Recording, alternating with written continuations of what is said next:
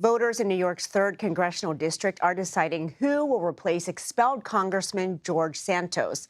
Former Democratic Congressman Tom Suozzi is trying to win back the seat he held for 6 years. He is facing off against Nassau County legislator Republican Mazi Pilip. CBS News congressional correspondent Scott MacFarlane joins us now. Scott, set the stage for us before returns come in. Who are these two candidates, and does it look like one is going to be a clear victor? Yeah, everything linked or associated to George Santos brings its own theatrics, and today was no exception. This race to succeed or replace George Santos had a snowstorm. It might have impacted turnout, and I think both campaigns were expressing concern about that through the day. Several inches of snow, some impassable roads, and pockets. Some of the side streets in this district may have depressed turnout, but that doesn't change the fundamental dynamics here. This is a race with outsized importance for a couple of reasons.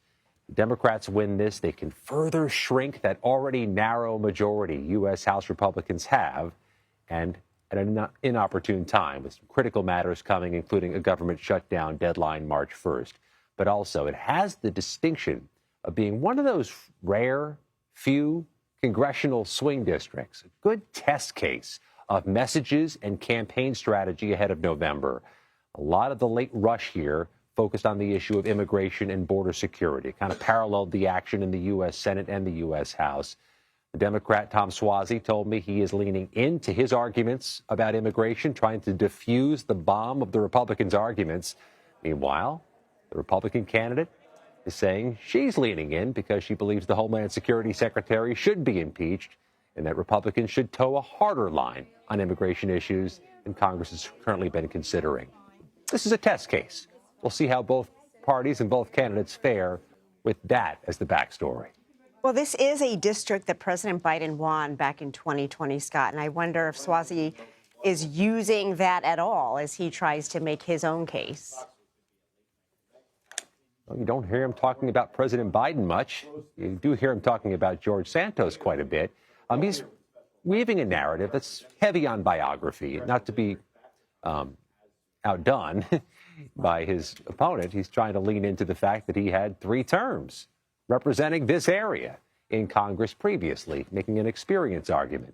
And I think Republicans trying to oppose Mr. Suozzi are making that reverse argument, that a change agent is needed, a new voice, a fresh face.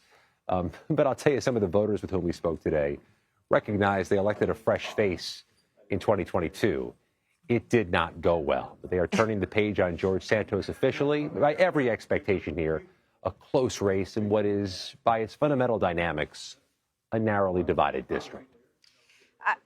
Talking about the George Santos factor, Scott, is there any kind of resentment toward Republicans in this district because of who was elected in 2022? Could it hurt them, even though he's gone now out of the picture? We asked the Republican candidate that question today, Mazi Pilip, point blank. We asked her, is the George Santos experience potentially going to depress turnout, including among Republicans? And she said no, that this is a new chapter. This is change. Not a surprising response here. I think that's a test case in this race.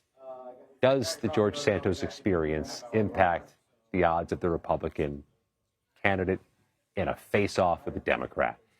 This also may speak volumes about what either party wants to do, trying to distance themselves from somebody charged with federal crimes who has high office, or trying to weave their own narrative, tell their own personal story versus talking about others in the party. What a laboratory we have here tonight on Long Island in New York for every campaign across the country to study and learn from. That's why the results are so eagerly anticipated.